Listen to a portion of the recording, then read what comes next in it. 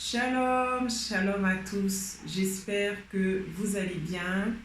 Vraiment, soyez bénis par la grâce de Dieu. Soyez bénis là où vous êtes et quel que soit ce que vous êtes en train de faire, que le Seigneur vous bénisse. Je remercie le Seigneur avant de commencer ce partage. Je le remercie de permettre ce moment. Je le remercie pour vous qui avez cliqué sur cette vidéo pour l'écouter. Vraiment, j'espère que ce moment de partage sera un bon moment pour vous, car ce que le Seigneur a déposé sur mon cœur, je pense que c'est important de le partager et de ne pas le garder pour soi-même. Alors avant de commencer, je vous présente donc Cellule de prière. C'est une page que j'ai ouverte. Cette rubrique Cellule de prière en fait partie du ministère de l'homme de Dieu André Yabro qui se trouve en Côte d'Ivoire. Ce ministère s'appelle Jésus changeur de vie. Donc dans Jésus changeur de vie, il y a plusieurs cellules de prière en Côte d'Ivoire et la mienne, je pense que c'est la seule, c'est la première d'ailleurs, cellule de prière ici en Europe. Donc vraiment pour l'avancement du royaume de Dieu et pour que le Seigneur puisse encore une fois se glorifier dans votre vie, cette cellule de prière a été mise en place. Pour le moment, ça ne sera que des vidéos d'exhortation, des écrits que vous verrez sur la page cellule de prière et également des vidéos de prière, de sujets de prière que le Seigneur m'aura mis à cœur et des sujets de prière que vous m'aurez donné, ce dont vous voulez compris. On n'est pas obligé de prier, tous les sujets de prière ne seront pas diffusés, seront diffusés que ceux qui auront vraiment envie, qui souhaiteront que leur sujet soit diffusé. Mais en tout cas, inbox, n'hésitez pas à me faire part de vos sujets de prière pour que nous puissions prier dessus. Il est écrit dans la Bible que là où 2 ou 3 sont assemblés au nom du Seigneur, il siège au milieu d'eux. Donc pour que les prières aient encore plus d'impact au ciel, pour que le Seigneur pour qu'elles puissent monter encore plus au ciel, il ne faut pas hésiter à les faire ensemble. Il ne faut pas hésiter à les partager avec un frère ou une sœur pour prier ensemble. C'est là où la prière a encore plus de force et plus d'impact. Donc voilà, donc n'hésitez pas. Donc voilà, comme je vous disais, je vous ai donc présenté la page cellule de prière. Sans plus tarder, on va passer à notre moment de partage. Pour introduire ce moment-là, pour introduire justement cette première vidéo concernant la cellule de prière, le Seigneur m'a mis à cœur de justement faire un sujet sur la prière en elle-même. Donc avant de commencer, nous allons lire d'abord, nous allons prier. Voilà, le Saint-Esprit vient de me mettre à cœur de prier avant de commencer. Donc nous allons remettre ces moments dans les mains du Seigneur. Donc Seigneur, vraiment nous te bénissons, nous te glorifions. Merci Seigneur de permettre ce moment. Merci à mon frère et à ma sœur de pouvoir écouter ce moment jusqu'au bout. Merci parce que Seigneur, tu vas toucher leur cœur, tu vas les toucher puissamment. Vraiment, édifie-toi dans ce moment. Prends le contrôle. C'est toi qui es au contrôle de tout. De tout ce moment-là, vraiment nous te remettons tous ces moments dans le nom puissant de Jésus. Amen. Donc pour commencer, nous allons donc du coup prendre un sujet sur la prière. La prière, qu'est-ce que la Bible nous dit sur la prière? Alors nous allons prendre dans Matthieu 6. Alors je sais que beaucoup sont des chrétiens qui verront cette vidéo et d'autres ne sont pas des chrétiens, mais ce n'est pas grave. Au contraire, nous sommes là pour diffuser la parole de Dieu en masse avec tout le monde, donc pour qu'elle soit entendue par tout le monde. tout ceci pour dire que Matthieu 6, dans le chapitre 6, certainement pas mal de chrétiens connaissent ces versets. Mais voilà, c'est toujours bien de pouvoir se concentrer sur la parole de Dieu pour parler de la parole de Dieu. Alors, donc, donc dans Matthieu 6, au verset 5, on va commencer, c'est les instructions sur la prière. Donc, chapitre 5, verset 5, dit « Lorsque vous priez, ne soyez pas comme les hypocrites qui aiment à prier debout dans les synagogues et au coin des rues pour être vus des hommes. » Donc là, c'est Jésus qui parle. Et il dit « Je vous le dis en vérité, ils ont leur récompense. Mais quand tu pries, entre dans ta chambre, ferme ta porte et prie ton Père qui est dans le lieu secret, et ton Père qui voit dans le lieu secret te le rendra. » Verset 7. En priant, ne multipliez pas de vaines paroles comme les païens qui s'imaginent qu'à force de paroles, ils seront exaucés. Verset 8. Ne leur ressemblez pas, car votre Père sait de quoi vous avez besoin avant que vous le lui demandiez. Verset 9. Voyez donc comment vous devez prier.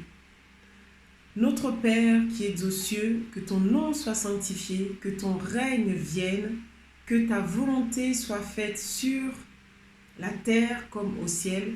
Donne-nous aujourd'hui notre pain quotidien. Pardonne-nous nos offenses, comme nous pardonnons aussi à ceux qui nous ont offensés. Verset 13. Ne nous induis pas en tentation, mais délivre-nous du malin. Dans d'autres Bibles, il dira du mal.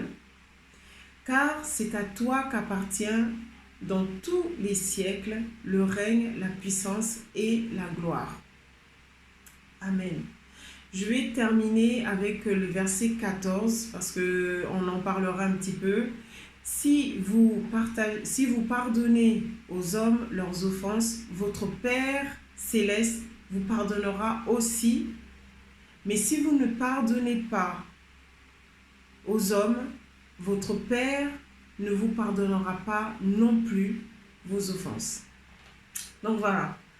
Alors, on va juste reprendre le début quand Jésus dit lorsque vous priez, ne soyez pas comme les hypocrites qui aiment prier debout, partout. Voilà, ne priez pas partout. Enfin, je ne vais pas dire ne priez pas partout. Il dit bien dans la parole de Dieu qui aiment prier debout dans les synagogues, au coin des rues, pour être vus des hommes. Voilà, c'est surtout pour être vus des hommes. Vous n'avez pas besoin de prier pour être vu de tout le monde. Ça, c'est pas nécessaire. Le Seigneur nous le rappelle dans sa parole. Il dit aussi, je vous le dis en vérité, bon, ils auront leur récompense. Mais quand tu pries, entre dans ta chambre, ferme la porte et prie ton Père qui est dans le lieu secret, et ton Père qui voit dans le lieu secret te le rendra. Donc le Seigneur est en train de nous dire là que quand on prie, il faut vraiment qu'on se mette à part. Quand il dit, quand tu pries, entre dans ta chambre et ferme la porte. Ce n'est pas forcément l'image d'une chambre. Ce n'est pas forcément que tu dois rentrer dans ta propre chambre et puis prier. C'est une image pour nous dire que quand on prie, il faut qu'on se concentre. Il faut qu'on soit sur soi-même. Effectivement, il faut se mettre dans un lieu neutre. Effectivement, il faut se mettre dans un lieu neutre. Voilà, il faut se mettre dans un lieu neutre, dans une pièce, si vous pouvez. C'est le plus possible. C'est vrai que dans une pièce, c'est bien. Quand on est posé dans une pièce, on est tranquille, on n'a personne autour de nous. Mais vraiment, des fois, ça, c'est l'idéal. C'est l'idéal. C'est ce qu'on aimerait trop avoir, de faire tout le temps. idéalement, on aimerait prier, il n'y a personne autour de nous, mais bon, on connaît nos vies, on sait que des fois c'est difficile de prier, surtout ici en Europe, on sait que des fois, on peut pas prendre ce temps-là. Le temps est tellement compté ici qu'on n'arrive pas à prendre le temps de se poser et puis prier. Mais quand Jésus dit ici, quand tu pries, entre dans ta chambre. Moi, pendant longtemps, je vous dis pour ma part, pendant longtemps, j'ai cru qu'il fallait vraiment rentrer dans sa chambre. Rentrer dans sa chambre, fermer la porte et prier. Sauf que des fois, ça me bloquait. Ça me bloquait parce que je me disais, mais dans la chambre, là, avec tout ce qu'on fait dans la chambre, Seigneur, moi, je ne me sens pas de prier dans ma chambre. Je peux pas. C'est pas sain, quoi. Et en fait, à force de penser à ça, je l'ai soumis un jour à un pasteur et qui m'a clairement expliqué que non, c'est pas forcément... Enfin, tu peux aller dans ta chambre, oui, mais il faut savoir que quand tu es dans ta chambre, il faut que tu sois dans un moment serein, un moment de sérénité. Il faut que tu oublies tout ce qui est à côté de toi. C'est pas forcément le lieu.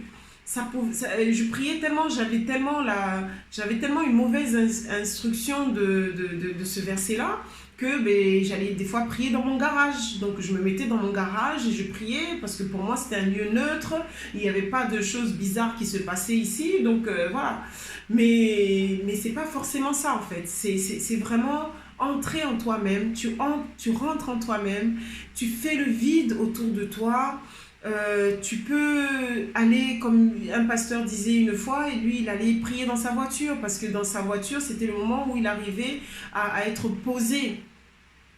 Mais ça peut des fois être ponctuel, tu vois, donc il ne faut pas que ça te gêne le lieu où tu dois prier. Tu peux même être à ton bureau, juste 5 minutes de ton temps, tu fais abstraction de ce que tu es en train de faire parce que le Seigneur t'a dit à ce moment-là, prie, tu pries. Tu fais abstraction, tu fais le vide en toi et tu pries à l'intérieur de toi-même. Et puis là, comme dit le Seigneur, notre Père, ton Père, qui est dans le lieu secret. Parce qu'en fait, quand nous prions, il faut savoir que Dieu nous attend toujours nos prières. Dieu attend nos prières. Parce que nos prières, en fait, tout est déjà accompli, tout est déjà exaucé dans les lieux célestes. Le Seigneur a déjà tout prévu pour nous, en fait. Il a déjà prévu que nous serions glorieux dans ce que nous allons faire. Il a déjà prévu nos desseins. Il sait déjà ce qui va nous arriver. C'est parfois juste notre prière qui permet de débloquer certaines bénédictions. Nos prières débloquent les bénédictions. Donc, le Seigneur, Dieu, nous attend.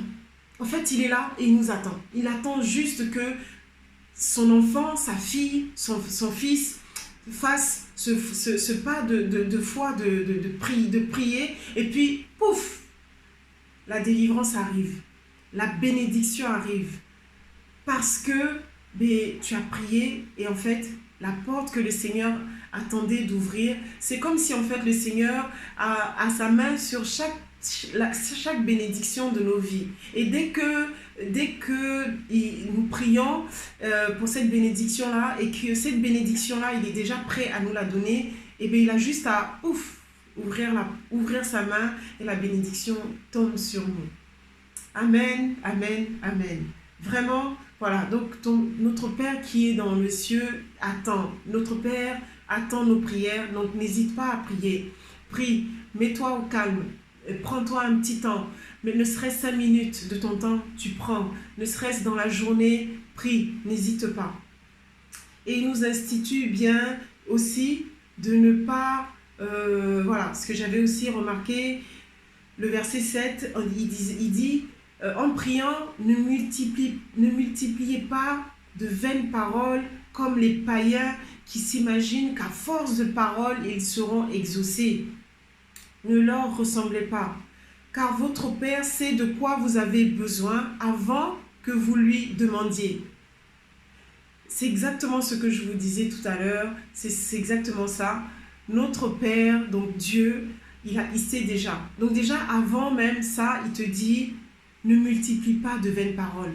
Ça ne sert à rien de passer 10 heures là à prier, à répéter 15 fois les mêmes choses, 25 fois les mêmes choses. Ça, non, ne répète pas à chaque fois. Ne dis pas des choses qui n'ont pas... Voilà, ne fais pas une dissertation. Ce que j'ai envie de dire, tu peux faire 1 heure de prière et il te faut même faire des fois 1 heure de prière pour avoir de bonnes bénédictions. Mais pendant ces 1 heure de prière, tu ne vas pas répéter pendant 1 heure la même chose. Il dit bien des vaines paroles ou des choses inutiles. Ça ne sert à rien. Où tu es là, tu fais des dissertations de, comment on appelle ça, introduction, thèse, antithèse, développement, conclusion. Tout ça, non. Le Seigneur sait déjà, il a dit. Il le met dans sa parole. Ne multipliez pas de vaines paroles, comme les païens qui pensent qu'à force de répéter, de vaines paroles, ils vont être exaucés. Non, il faut aller à l'essentiel. Pendant 1 heure, tu peux prier ton Dieu, mais pendant 1 heure, tu ne vas pas répéter la même chose. Pendant 1 heure, tu ne vas pas répéter la même chose. Tu peux faire de longues prières, mais pendant 1 heure, ces prières-là doivent être ciblées. Voilà, vraiment, le Seigneur nous appelle à cibler nos prières. Il dit, ne leur ressemblez pas. Parce que, en fait, votre Père sait de quoi vous avez besoin avant même que vous lui demandiez. C'est ce que je vous disais tout à l'heure. Jésus, Seigneur, Dieu sait déjà de quoi nous avons besoin. Avant même que tu prononces ta prière, le Seigneur sait déjà de quoi tu as besoin. Donc, tu n'as pas besoin de répéter ou de parler de la pluie, du beau temps. Seigneur, voilà, il fait beau aujourd'hui. Aujourd'hui, tu vois, j'ai fait ça. Et puis ensuite, Père, j'ai fait ceci. Je suis partie au supermarché. J'ai fait... Tout ça, tu n'as pas besoin. Va à l'essentiel.